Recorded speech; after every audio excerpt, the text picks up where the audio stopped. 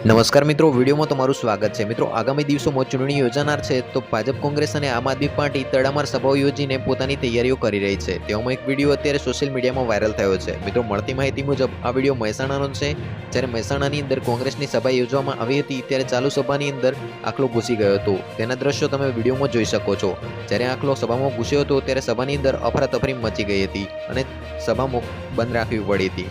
તો મિત્રો, વિડીયોની અંદર કોઈ જાનહાની થતી નથી તેવું નજરે પડે છે અને આખલો થોડી જ વારમાં આ સભાથી દૂર થઈ જાય છે। તો મિત્રો, આ વિડીયોને લઈને તમારું શું કહેવું છે તે કોમેન્ટ કરીને જણાવી શકો છો। તેમાં અશોક ગેહલોતે કહ્યું હતું કે જ્યારે કોંગ્રેસની સભા હોય છે ત્યારે ભાજપ આ રીતે ગાય અને આખલાને છૂટા મૂકી દે છે। તો મિત્રો, વિડીયો વાયરલ થઈ રહ્યો છે। તો વિડીયો પસંદ આવ્યો હોય તો વિડીયોને લાઇક કરજો, શેર કરજો અને જો તમે આપણી આ ચેનલમાં નવા છો અને હજુ સુધી ચેનલને સબસ્ક્રાઇબ નથી કરી તો મિત્રો ચેનલને સબસ્ક્રાઇબ કરજો। ફરી મળીશું કોઈક નવા જ વિડીયોમાં નવી માહિતી સાથે।